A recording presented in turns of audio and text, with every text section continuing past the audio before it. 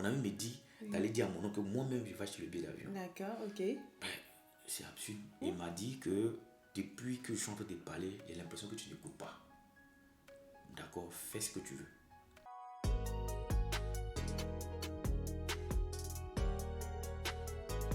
Bonjour à tous et bienvenue sur Résonance, votre podcast où on dit tout haut ce que chacun ressent tout bas. Aujourd'hui, nous allons parler de 2 événements aux côtés d'un invité qui se nomme Aubin. Le premier événement qu'il va partager avec nous concerne une difficulté qu'il a rencontrée lorsqu'il voulait poursuivre ses études en France. Cette difficulté va concerner notamment l'opposition qu'il a eue avec sa famille. Le deuxième événement, lui, va porter sur un sujet qui concerne énormément de monde, à savoir le mariage. Oui, notre invité avait un projet de mariage qui malheureusement n'a pas abouti. Nous allons comprendre au travers de cet épisode qu'est-ce qui s'est réellement passé au travers de ces 2 événements qu'il a vécus, les difficultés qu'il a rencontrées, mais aussi l'impact émotionnel que cela a eu sur lui et les leçons qu'il en a tirées. Pourquoi est-ce que nous vous en parlons? Tout simplement parce qu'au final, nous partageons tous les mêmes fardeaux et nourrissons les mêmes espoirs. Bonjour Robin, bienvenue sur Résonance. Bonjour Florence, en tout cas merci pour l'invitation. C'est vraiment un honneur pour moi de participer à ce podcast. Et c'est un plaisir, un réel plaisir de venir aujourd'hui ce jour et contribuer à Résonance. Merci pour l'invitation. Je t'en prie, avec plaisir. Plaisir partagé. Ben écoute, on va commencer tout de suite.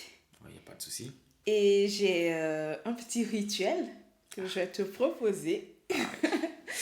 Il s'agit, il y a une phrase signature ou une question signature. Oui. Qu'est-ce que tu choisis? Une question signature, s'il te plaît. D'accord. Du coup, la question est la suivante. C'était quand la dernière fois où tu t'es senti moins seule? La dernière fois où je me suis senti moins seul, Ouais. je dirais que hier. Oui. Hier, j'étais avec des amis, on était au foot, on s'est amusé pendant longtemps. Parce que le foot, c'est quelque chose qui me rend beaucoup heureux. Donc, en étant avec des amis, j'avoue que c'était vraiment très intéressant. Voilà, donc, je dirais que hier, j'étais avec des amis au foot, donc j'étais moins seul. Super. On est sur Résonance. Le but, c'est de créer de l'écho, de montrer que finalement, on n'est pas seul, on traverse les mêmes réalités. Et c'est important aussi de savoir qu'est-ce qui nous réconforte, tu vois. D'où la question. Donc, merci pour ta réponse. Je t'en prie. L'événement dont tu vas nous parler, c'était une opportunité que tu as eue pour venir en France, pour poursuivre tes études et qui va pas se dérouler aussi facilement peut-être comme tu l'espérais à l'époque. Mais avant d'en arriver là, est-ce que tu peux nous parler un peu de toi, de qui tu étais, c'était quoi ton quotidien, comment est-ce que tu fais pour en arriver là à cette phase où tu as cette opportunité? Je suis Aubin Yao. Je pense que ça fait pas mal de temps qu'on se connaît. J'étais qu'un simple élève comme tout le monde en Côte d'Ivoire. Et je partais à l'école comme tout le monde. Parce que en général, on commence l'école primaire au village et on a quand même quelques opportunités de venir en ville continuer. Donc c'est ce que j'ai fait. J'ai fait l'école au village, l'école primaire bien sûr. Et puis j'ai continué par la suite dans une ville en Côte d'Ivoire. Comme ça, j'ai eu l'entrée en 6e. Après l'entrée en 6e, le BPC et le bac à Abidjan. Et juste après, je devais commencer l'université. Compte tenu de la crise post-électorale, on essaie de patienter un peu parce que l'université était fermée. On essaie de patienter un peu et quelques années, 2 ans après, l'université s'est rouverte en 2013. Donc c'est à partir de cet instant-là que j'ai repris les cours convenablement, la licence 1 jusqu'au master, au master 2 en 2017. Voilà. D'accord. Qu'est-ce qui se passe? Comment est-ce que, après la reprise des études à l'université, tu décroches cette opportunité et tu te dis, aujourd'hui, je veux poursuivre ce rêve-là de continuer mes études en France? Comment est-ce que ça arrive?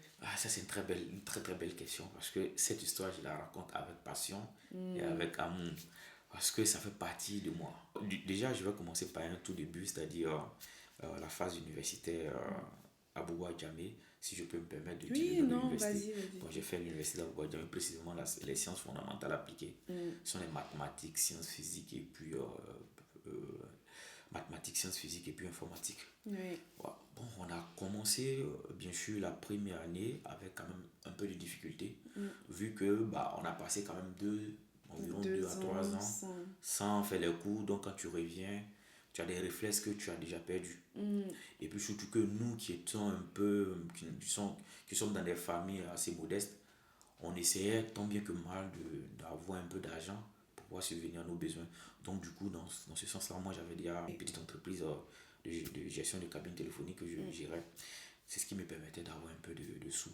Et du coup, on a repris l'université sans souci. Dans notre filière, en général, tous ceux qui faisaient, comment on appelle ça, les maths, étaient résolument dirigés vers l'enseignement. Oui.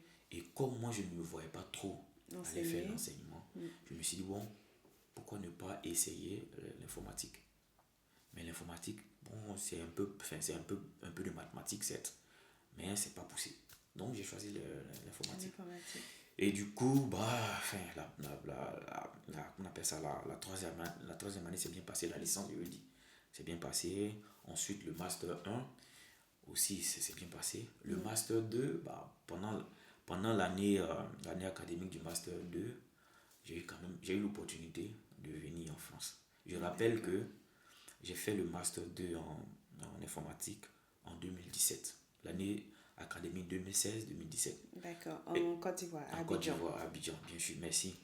Et en 2016, non, plutôt en 2015, je ne connaissais pas encore la France. Et quand je dis connaître la France, je n'avais aucune information comme quoi on pouvait venir étudier en France aussi facilement. Dans l'entendement, c'est que venir en France, ça nécessite quand même assez de moyens. Il fallait peut-être avoir un parent qui pouvait te donner facilement, je dis n'importe quoi, 400 000 francs par mois. Mais ça reste toujours vrai. Hein? Oui, donc je suis d'accord, j'en viens. Oui. En fait, si je dis ça dans les débuts de mon histoire, c'est pour dire que quelque part, je n'avais pas forcément ces moyens-là, mais je suis arrivé quand même en France.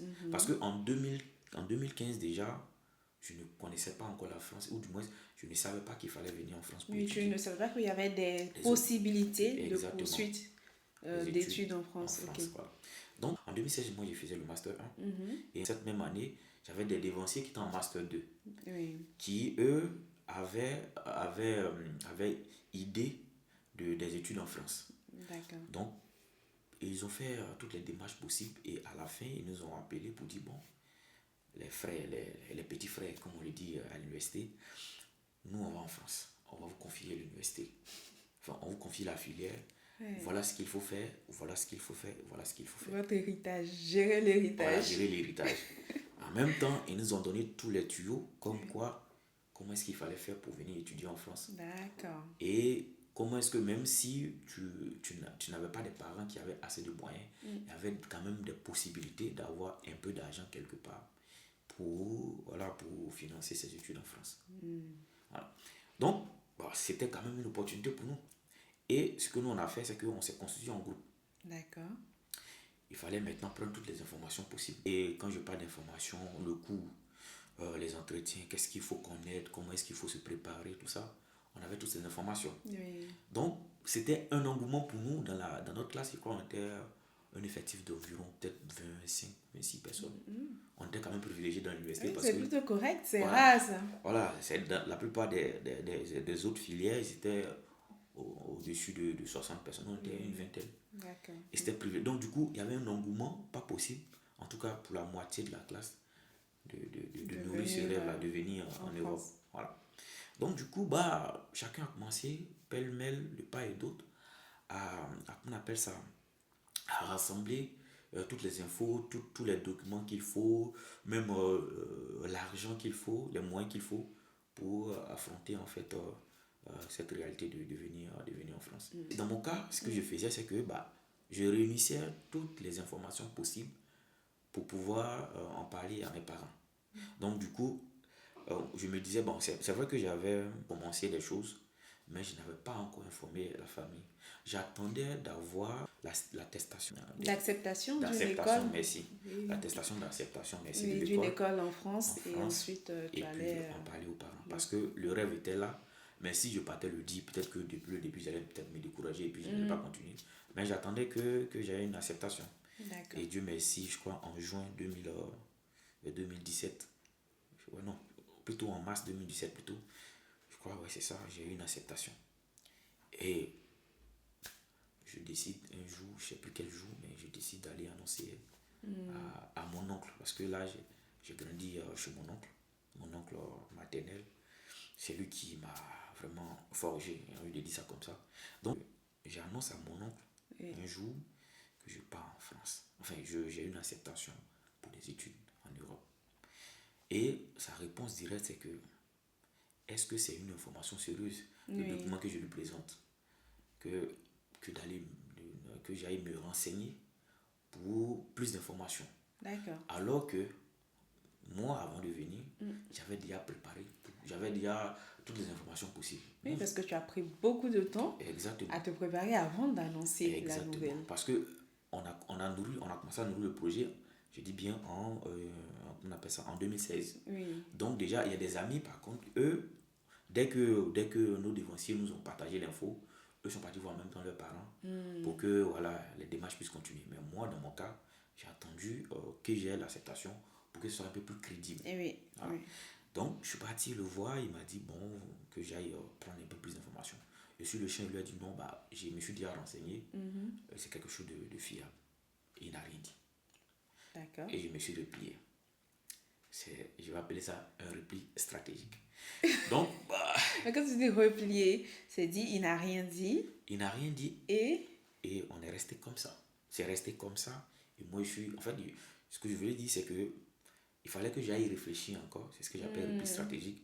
Pour que la prochaine fois, quand je vienne, ça soit quand même des arguments assez solides pour le convaincre.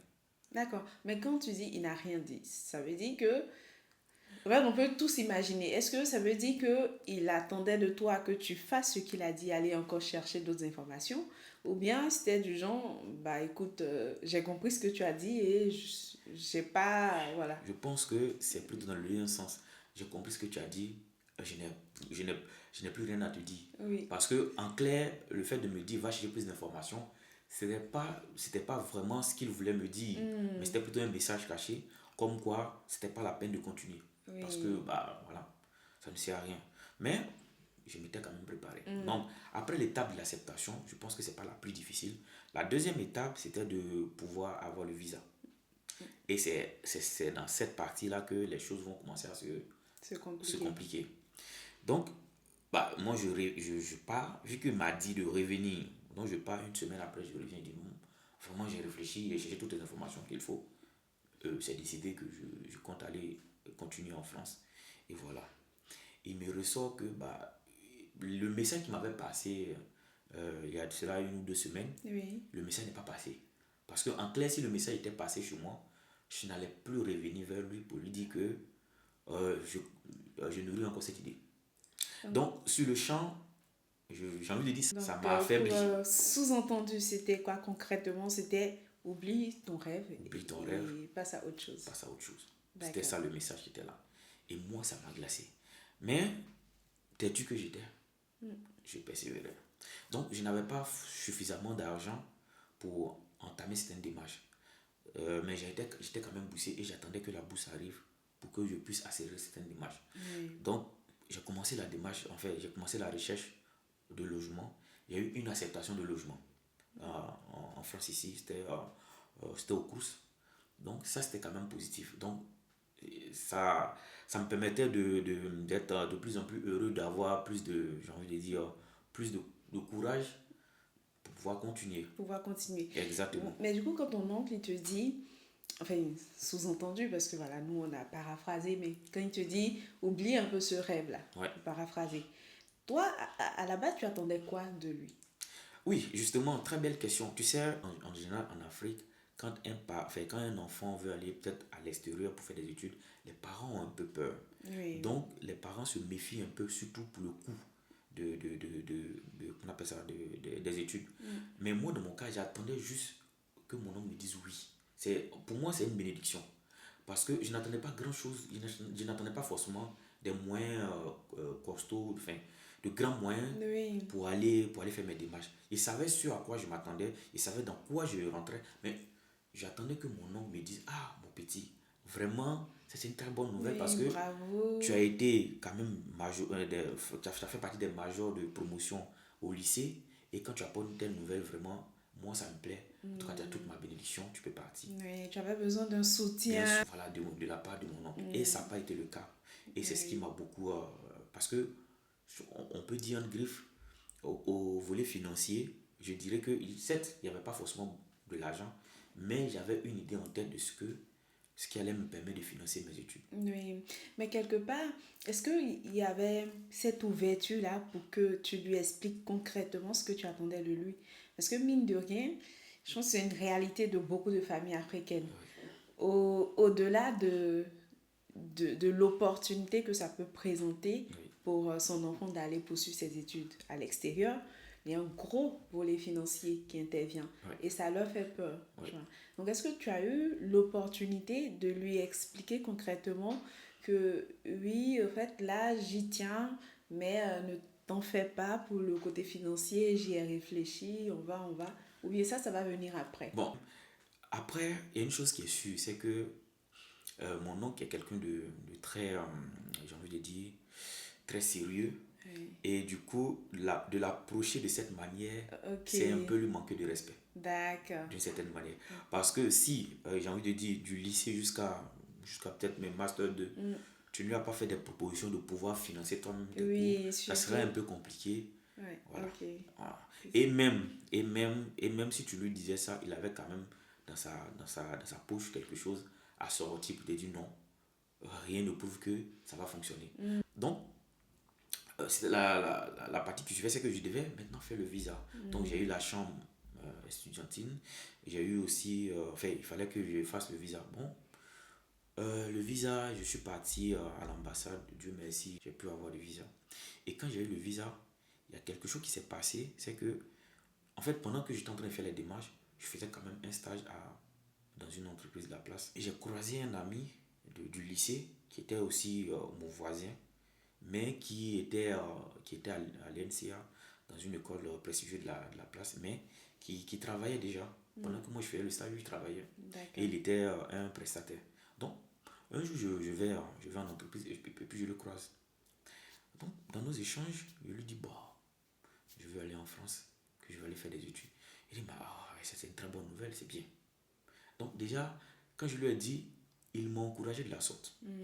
Et ce qui était bien, c'est que je lui ai raconté tout ce qui s'était passé avec mon oncle qui, à chaque fois que je venais lui dire que voici telle information que j'avais pour les études, ou bien voici ce que je fais pour les études à l'extérieur, qui ne trouvait pas des mots pour m'encourager, mais plutôt pour me décourager. Et quand je venais raconter à mon ami, il avait de justes mots pour me dire, ah ben, moi je t'encourage.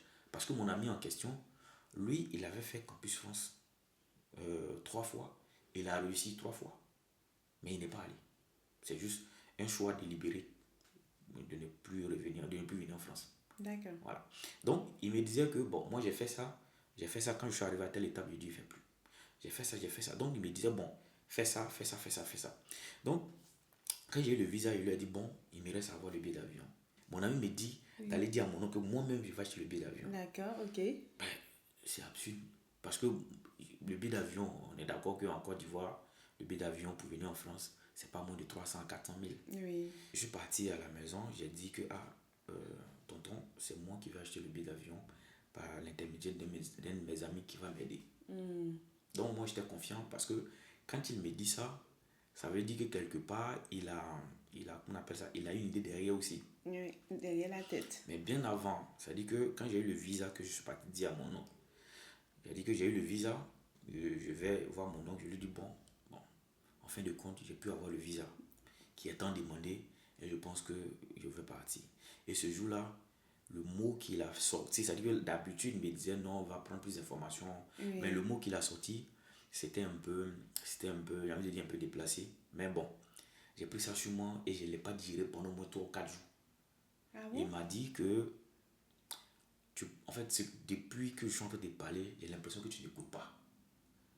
D'accord, fais ce que tu veux. Bon, en Afrique, quand un parent te dit ça, on est d'accord que tout ce que tu vas faire après, il ne va pas te soutenir. Et là, moi, ça m'a vraiment glacé. Donc, j'ai appelé ma grande soeur, j'ai appelé tous mes cousins pour leur dire, ah, voilà la situation, que moi, je veux partir. Voilà ce que le mec là, il me dit. Ma grande soeur, elle ne pouvait pas dire grand chose. Elle a dit, en tout cas, vraiment, moi je t'encourage, si tu peux partir, il faut partir. Mes cousins aussi, c'est pratiquement les mêmes choses qu'ils m'ont dit. Que vraiment, nous on t'encourage, si tu peux partir, il faut partir. Toi, mais tu sais que la famille là, bon, ça ne va pas. Mais si tu peux partir, vas-y. Mais moi, j'attendais Mais, que mon oncle, oui, excuse-moi, j'attendais que mon oncle me dise, ah mon petit, vraiment, c'est un bon projet, je t'encourage. oui. Et du coup, j'aimerais qu'on comprenne un peu plus. Oui. Pourquoi cette posture de ton oncle? Parce que tu dis quand même, c'est pas que le volet financier, mais pourquoi cette posture d'opposition à la limite catégorique sur l'idée que tu partes? Bah, je pense que euh, déjà, bon, c'est mon oncle, parce que je me dis quelque part que si c'était peut-être un de ses enfants direct, Mm, il saurait trouver les moyens adéquats, ou du moins les paroles adéquates pour lui parler. oui, Mais après, je n'étais pas son fils direct, oui, donc il y avait peut-être certaines choses qu'il ne pouvait pas peut-être me dire sur le champ, ça oui. c'est un. Et puis, vu que c'est lui qui a payé tous mes études depuis le Le jeune primaire, âge le jusqu'à... jeune âge jusqu'à l'université. Il s'est dit, bah, il n'a pas suffisamment peut-être de moyens. Ça, il n'a pas suffisamment de moyens pour pouvoir subvenir À la suite, à en la fait. suite de mes études en France. Donc, je pense que c'était l'un de ses arguments, mais qui ne voulait pas peut-être me faire comprendre. Mm, Et c'est comme ça que ça s'est passé. Donc, juste après, moi, je suis parti dire à mon ami que bon, je lui avais montré le visa. Il m'a refoulé. mm, Je suis parti lui dire encore que je veux payer encore le billet d'avion. Il m'a refoulé. Donc moi, je viens dire à mon ami que, ah, euh, bon, voilà ce qui s'est passé. Mais en réalité, est-ce que toi, tu vas acheter le billet d'avion? Moi, parce que moi, je n'ai pas d'argent pour acheter le billet d'avion. Il me dit non, appelle tel type, appelle tel type, appelle tel type. Je pense que on peut gérer le billet d'avion ensemble. Tu vois, non? Tel type, c'est qui? Ce sont des amis de terminale. Mes amis de terminale. Il y a certains, je crois, deux ou trois qui sont partis à l'INP. Il y a certains aussi qui ont fait des grandes écoles, qui ont commencé à oui, travailler. Donc, j'ai appelé trois. Il y a un qui m'a dit non, que vraiment, c'était compliqué pour lui actuellement, qu'il ne pouvait pas. d'accord. Et j'ai appelé un autre qui m'a dit bon, il va voir ce qu'il peut faire. Et j'ai appelé un troisième qui m'a dit bon aussi, il va voir ce qu'il peut faire. Donc, D'accord. une semaine Donc, tu après, avais de bonnes relations finalement de avec ces très, personnes-là. de très très bonnes Parce que relations. c'est pas évident. Pendant que j'étais à la maison, j'attendais l'ouverture des universités. Il y a des amis qui venaient tout le temps chez moi Oui, enfin, on discutait, on échangeait sur plusieurs sujets parce que soit ils étaient dans les grandes écoles, mais ils étaient à l'INP. Et donc, quand ils venaient en vacances, c'est moi qui étais leur ami de référence à Bignan. d'accord. Oui. Voilà. Donc, ça fait que ça favorisait quand même des liens assez forts. Et ces mêmes amis-là, bon, on est toujours, bon, j'aime pas envie de dire on est toujours en contact, on est toujours ensemble. Quand je vais à Abidjan, il y a un même qui me loge à Abidjan. Donc, ça fait qu'on est toujours, Oui, quand ils vous viennent avez à Abidjan, de... il y a certains même quand ils viennent, ils dorment chez moi. Voilà. Donc, ça fait que ces amis-là, ils sont bons. Ils sont toujours avec moi, on est toujours ensemble. D'accord. Et là, quand je les ai appelés, il y a un qui m'a dit, bon, il va voir. Et une semaine après, il m'a fait un dépôt. Super. Super. Et l'autre aussi, il m'a fait, c'est pas des dépôts assez conséquents, mais Mais ils ont tenu ils ont parole. tenu Ils ont fait parole. quelque chose. Voilà, ils ont fait des dépôts. Et celui qui m'a dit, non, appelle tel type. Je suis venu lui dire, bon, ok, voilà ce que j'ai eu. Mais c'est toujours Oui. pas suffisant. Qu'est-ce que toi tu dis? Toi, tu fais quoi Il dit, bon, maintenant? ok, d'accord, attends un peu, j'arrive. Dans attendre un peu, j'arrive, je crois, le lendemain, on peut dire ça comme ça. Il m'appelle, je crois, un soir, il m'appelle, il me dit, bon, je viens de voir telle compagnie qui fait le billet à 200, je crois, 250 et quelques mille ou bien 260 000. Que c'est une opportunité, faut pas, tu vois, truc. Mais moi, je suis pas à Abidjan. Si je dois te donner l'argent, il faudrait que comment on appelle ça, je fasse un retrait. D'accord. Voilà, pour pouvoir te donner l'argent. Donc, faut t'arranger à prendre le billet rapidement et puis tu vas, comment on appelle ça. Il dit, bon, d'accord, il n'y a pas de souci. Donc, moi aussi, j'ai vu mes frères à la maison là, on s'est cotisé un peu. Donc, c'est arrivé à 250 000. Le lendemain matin, paf, je suis parti à un truc, on appelle ça, c'était à Makuru ou très je ne sais plus trop. Et j'ai pris le billet. Donc, je prends le billet, j'arrive à la maison. Il dit, informe longue, je lui dis, bon, j'ai pris un billet. Et c'est à partir de cet instant que les idées ont commencé à changer. Bah, C'est-à-dire que de là, les idées ont commencé à changer parce que c'est comme s'il a vu que jusqu'à présent, tout ce qu'il me disait, je m'entêtais, je voulais forcément ça. Et jusqu'à ce que j'ai le visa sans son aide, j'ai payé le billet d'avion sans son sans aide, son aide. ça veut dire que je suis quand même décidé. Oui. Donc, je lui ai dit, il dit, ah ok, d'accord, c'est bien. C'est ce jour-là. Enfin, voilà, Parce que, c'est bien. voilà, il m'a dit que c'est bien. Mais là, il me restait, j'avais pris le billet pour un vol je crois, dans les 3 4 jours qui suivaient. Je croyais bien le billet mercredi et il devait décoller un dimanche soir. Ah oui, c'est Ah ouais, ouais, c'est c'est ça. rapide Là, il faut avoir un peu d'argent sur soi. ce soir pour venir, enfin, pour faire les premiers besoins. Le loyer, comment on appelle ça? L'inscription, je crois que c'était autour de 300 000. Et puis quoi d'autre encore? Enfin, il y avait plusieurs choses. L'assurance, en tout cas, quand tu arrives en France pour la première fois, toutes les démarches qu'il fallait. Oui. Et aussi la nourriture, bien sûr. Donc, bon, Dieu merci, il a reconnu ça. Il dit ce jour-là, j'ai dormi comme, je sais pas, un ange. Ouais, Parce que le mot que j'attendais, le mot était enfin arrivé. t'es arrivé.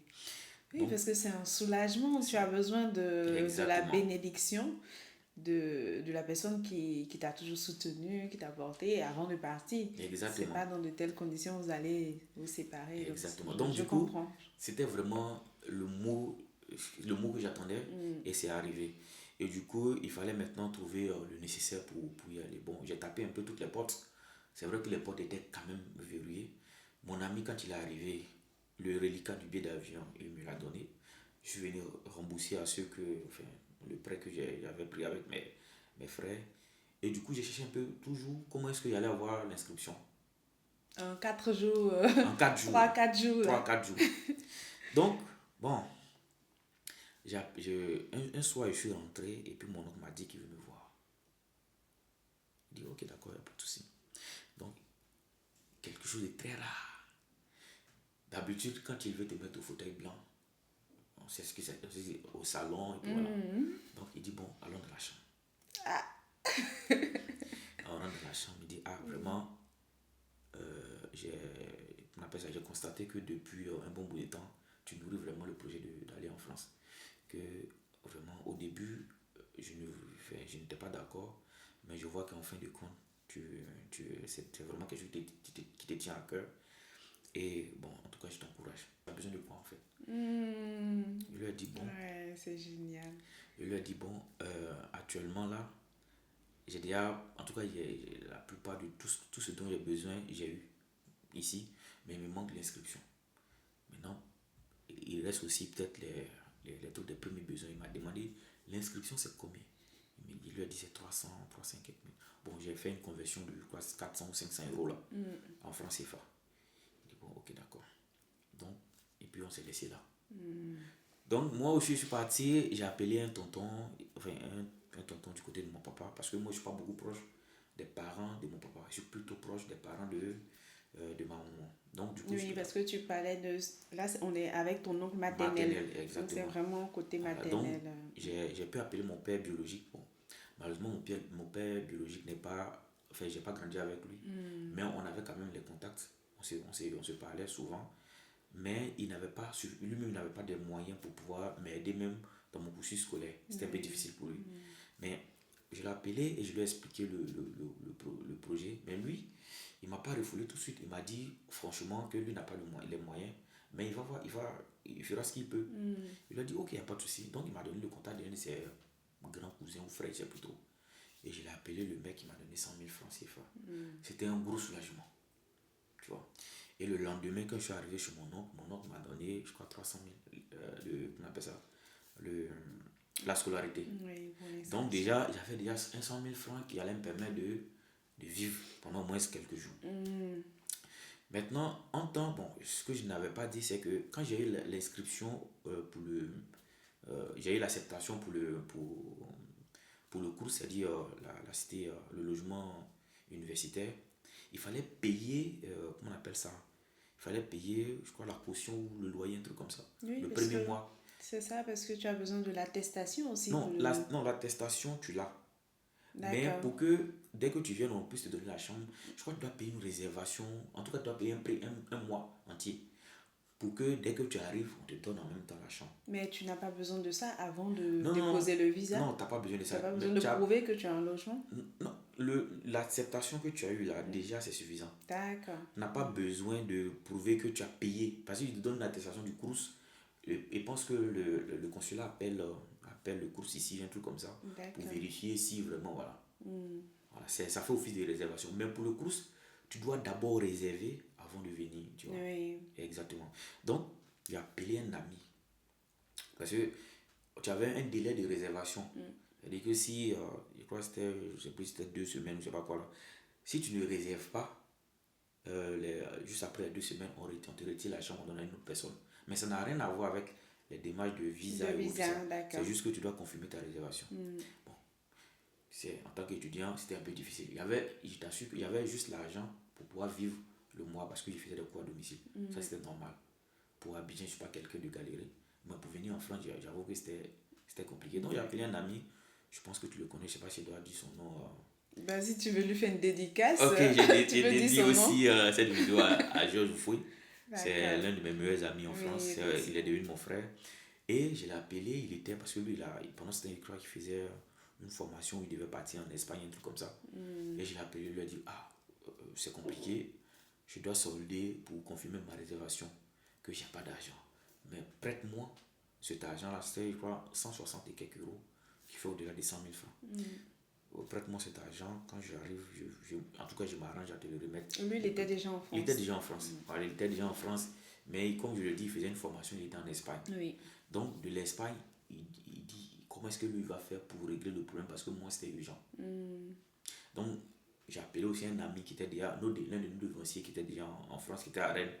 Donc, je lui ai dit, bon, je te donne le contact d'un ami, il va t'appeler pour te donner de l'argent et puis tu vas prendre cet argent-là pour gérer mon truc. Oui. Tu vois, donc, en espace de quelques jours, enfin 2 ou 3 jours là, ça a été déjà fait. Et mon ami a envoyé l'argent, mon autre ami, il a réservé. J'ai eu la confirmation de la réservation. Donc, du coup, on ne pouvait plus m'exclure s'il ne venait pas au bout de peut-être 1 ou 2 mois. Voilà, c'était un truc comme ça. Voilà. Donc, il fallait sécuriser déjà où est-ce que tu allais dormir. Exactement. Une fois que tu allais être sur place. Exactement. Donc, ça, ce volet était déjà réglé. Donc, mon oncle m'a donné les 300 000. Il fallait que je cherche encore un peu d'argent. Après les 100 000 francs de l'autre oncle, il fallait que je cherche un peu d'argent encore pour on appelle ça, pour le vécu en France. Bon, la suite, c'est que j'ai appelé un de mes cousins qui était chauffeur de taxi d'alors. Et lui, il avait de la liquidité. Donc, quand il partait rouler, il venait déposer l'argent à la maison à un autre cousin qui gardait l'argent. Donc, dans la caisse, il y avait, je crois, environ 500 000 dans la caisse. Parce qu'on était tous à la maison. Il y avait 500 000 dans la caisse. Il lui a dit, bon, ok, les frères, voici la situation. Vous-même, vous savez, je dois aller en France. En même temps, vous aussi, vous savez que je n'ai rien dans les poches. Donc là, on fait comment? Donnez-moi un peu d'argent et puis je pars, je vous rembourse. Donc, ils étaient deux qui avaient vraiment l'entreprise. On peut dire qu'ils avaient acheté un véhicule banalisé là et il y a un qui roulait et puis l'autre se jouait les caissiers. Se jouait les caissiers. Ah, c'est ça. Le Le trésorier. boss, le CEO. Exactement. Donc, moi, je les ai appelés, je leur ai expliqué mon souci. Après, ils sont mes frères. Maintenant, celui qui gérait la trésorerie m'a dit, mais attends, bon, déjà, tu t'en vas dans un coin où on ne sait même pas ce qui va se passer là-bas. C'est le fond de notre caisse. Si tu prends, tu nous rembourses comment? Il lui a dit, non, je suis boursier, que normalement, la bourse, elle arrive l'année prochaine. Parce que j'avais déjà pris une partie de la bourse qui m'a permis de faire toutes les démarches. Et c'est à peu près combien la bourse? La bourse, la première année, on est autour de, je crois, 480 000. Voilà. La deuxième année, après, si je ne me trompe pas, on doit être autour de 600 000. Un truc comme ça. Oui, c'est quand même conséquent. Voilà, c'est conséquent. Donc, du coup, je leur dis, bon, donne-moi quelque chose, moi je pars. Et quand s'il veut que je m'en sors au bout d'un certain temps, je vous rembourse. Dans le cas contraire, j'ai ma bourse qui va arriver d'ici peut-être, je sais pas, 1 mois ou je sais plus, enfin, 6 mois. Et quand ça arrive, vous récupérez ce que je vous dois. Et puis vous m'envoyez le reste. Et je crois que c'était 600 000 qui devaient venir. Ils m'ont dit, bon, ok, d'accord, si c'est la bourse, il n'y a pas de souci. Oui, il y a une garantie. Il y a une garantie. Donc, ils m'ont donné 400 000 francs. Donc, ajouté aux 100 000 francs on appelle ça, de l'oncle de mon autre oncle, ça me fait 500 000. Et en plus, là, mon oncle m'avait payé la scolarité. Et un dimanche, 25 septembre 2017, je prends le vol pour la première fois. et j'ai atterri en France. Un vrai parcours du combattant. Un vrai parcours de Pour combattant. réunir déjà la somme, aller frapper à toutes les portes. J'avoue qu'en Côte d'Ivoire, par exemple, quand quelqu'un commence à travailler, c'est pas aussi facile d'enlever, j'ai envie de dire, bon, il a dit 100 000 francs par exemple, pour donner à un ami comme ça. Oui. Surtout que, et les trois amis qui ont payé le billet d'avion, ils ont payé sans demander un remboursement plus tard. C'est juste, bon, tiens, c'est ce que je peux te donner pour ton truc. Tu vois. Oui. Et ça m'a tellement, en tout cas, ça m'a tellement soulagé. Je sais pas quel mot je vais dire aujourd'hui pour les remercier, ces amis-là. Parce qu'aujourd'hui, sont mes frères. On est tout le temps en contact, on échange tout le temps. Quand ils viennent en France, ils viennent chez moi, on partage des moments de jour ensemble. Quand je vais en Côte d'Ivoire, tout le temps chez eux, tout ça. Et ça continue comme ça avec ces amis-là. Mes frères aussi, je les ai jamais oubliés. On est tout le temps en contact. Et quand je suis arrivé, j'ai même, quelques années plus tard, j'ai même acheté un véhicule pour permettre de continuer l'activité, mais c'était un peu compliqué. Bon, ça c'est une autre histoire. Mais pour dire que non, je fais de mon mieux, pas forcément pour satisfaire mes frères, mais Oui, mais tu es reconnaissant. pour être reconnaissant envers ces frères-là. Ouais. Voilà. Donc voici, je peux dire comme ça, voici une partie de l'histoire. L'autre partie, ça sera peut-être les premières difficultés en France. Mais déjà, pour histoire de refermer un peu cette partie-là, est-ce que tu as des anecdotes que tu pourrais nous partager durant cette phase que tu as vécue? Ça, c'était plutôt dans l'attente des visas et autres, tout ça. Toutefois que je partais dire à mon oncle que je dois aller en France et puis il refusait. En fait, je ne suis pas rentré dans plusieurs détails parce que à plusieurs reprises, je partais lui dire, et quand je viens, ceux qui sont à côté de moi sont mes frères, cousins et autres, tout ça qui sont là. Et puis, bah, les gars me disent, non, t'inquiète, ça va aller, t'inquiète, ça va aller. Et puis un jour, il a dit comme ça que, lui là, est-ce qu'il me connaît? Quand je vais avoir, c'est-à-dire quand il est parti en France, il est revenu avec une grosse voiture ici, j'espère qu'il ne va pas monter dedans aussi. Donc, du coup, les gens commencent à rire parce que je ne suis même pas encore parti déjà. Il commence à lancer des pics comme ça. Mais c'était quand même des trucs qui faisaient quand même rire très souvent. Et on passait le temps, c'est-à-dire que souvent, quand je dis ça comme ça, bon, ça permet De casser un de peu, casser un de peu le rythme, voilà, de relativiser, relativiser des trucs comme ça. sur cette phase-là de ta vie, sur cette difficulté à pouvoir venir en France, qu'est-ce que tu as ressenti comme émotion? Qu'est-ce que ça a eu comme impact sur toi? Déjà, il faut reconnaître quelque chose, c'est que, comme on le dit très souvent, ce qui ne nous tue pas nous rend plus forts. Oui. Et moi, j'ai compris que non, par moment, il fallait persévérer. Il fallait, même si tu te sentais un peu à l'écart, il fallait toujours cogner, cogner, cogner. Et j'ai vu qu'en cognant, au lieu de mourir, en fin de compte, je reviens avec assez de force, assez de courage. Tu vois. Donc, si je peux dire ainsi, c'est ce que je retiens qui m'a rendu très précis dans toutes ces démarches-là. D'accord, beaucoup de courage pour Beaucoup de toi. courage surtout. Tu arrives en France, Oui. on peut se dire que c'est fini, mais quand on entend ton histoire, on sait que c'est pas fini. Parce qu'il faut s'adapter, il faut survivre, il faut finir son master pour enfin construire une certaine stabilité. Donc, est-ce que tu peux nous décrire un peu brièvement, ça peut être long, mais dans les grandes lignes, comment est-ce que ça se déroule pour toi? Merci pour la question parce que c'est une question très pertinente. Bon, j'avoue que la plus grosse difficulté reste plutôt les démarches pour venir en France.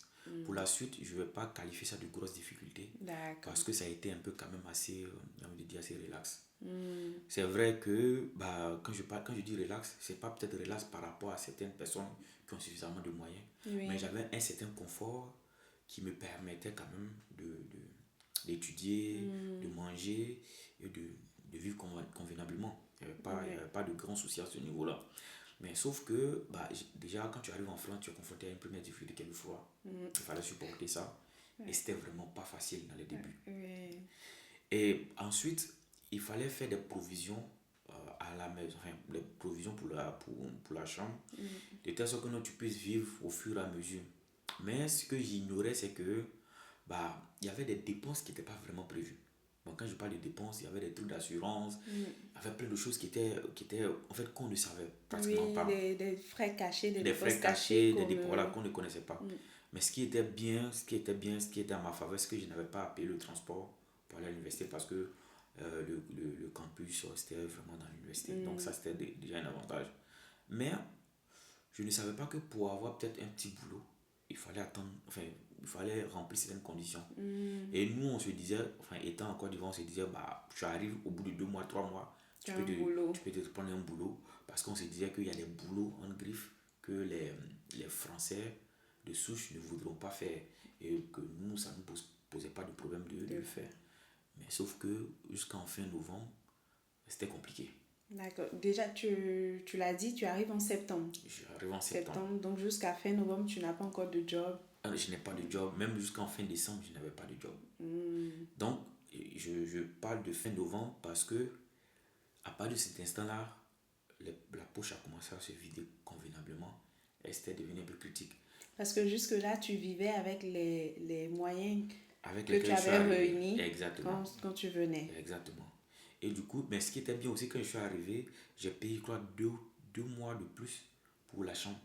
Voilà, parce que je me suis dit, bon, au moins si je ne peux pas manger en tant que tel, bon, c'est vrai qu'il y avait apporté des provisions à ticket, tout ça. Il y avait apporté quand même pas mal de provisions, mais je me disais, bah, même si je ne peux pas manger, au moins si je dors, je pense que je pourrais aller grignoter dans la cuisine de certains amis.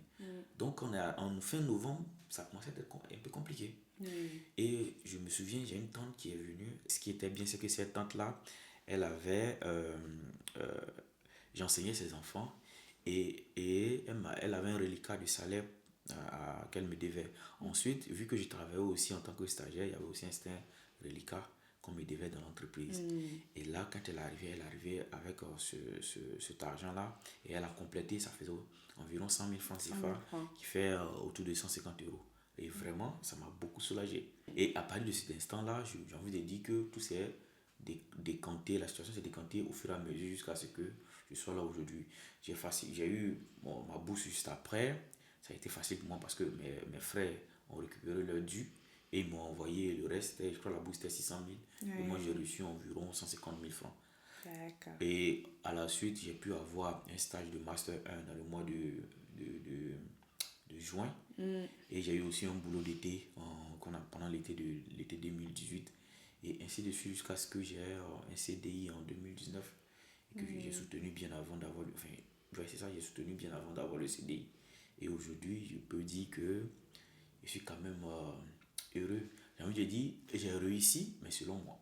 Si on récapitule un peu, c'est que après, finalement, tout ce parcours, la difficulté pour toi, ça a été de réunir les moyens d'arriver en France. Exactement. Mais une fois que tu es arrivé en France, ce sont les premiers mois qui ont été difficiles. Exactement. Mais au bout de, allez, on va dire 3-4 mois, tu as commencé à sortir la tête de l'eau et les choses se sont enchaînées. Et aujourd'hui, tu as cette stabilité-là. Exactement.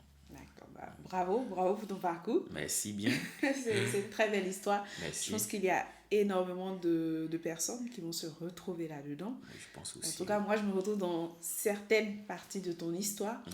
Mais c'est surtout que beaucoup de jeunes, peut-être, qui nourrissent l'envie de venir en France ou ailleurs, qui nourrissent l'envie de poursuivre leurs études à l'étranger, sont peut-être dans une difficulté similaire. Si aujourd'hui tu devais adresser un message à ces jeunes, à ces personnes-là, ou même à toute personne, pas seulement les jeunes, à toute personne qui nourrit un projet de poursuite d'études à l'étranger et pour qui c'est difficile, qu'est-ce que tu lui dirais? Il faut savoir une chose, c'est que il faut avoir ce qu'on appelle le courage, parce que je pense que de tout ce qu'on fait, quand on est courageux, on aboutit forcément au résultat qu'on veut atteindre. Donc je demande à toute personne qui veut venir étudier en France d'être vraiment courageux. Ça, c'est la première des choses, d'être assez patient, parce que je pense que en étant patient et en étant quand même assez résilient vis-à-vis de certaines difficultés, on arrive quand même à accomplir ce qu'on nourrit comme rêve. Donc la leçon à retenir, ou du moins le mot-clé à retenir dans toute cette histoire, c'est d'être persévérant, c'est de garder vraiment la foi, parce que vraiment, je pense qu'avec Dieu, on peut tout faire. C'est de garder la foi en Dieu et de beaucoup aussi prier, parce qu'on a toujours besoin de prier pour pouvoir avancer.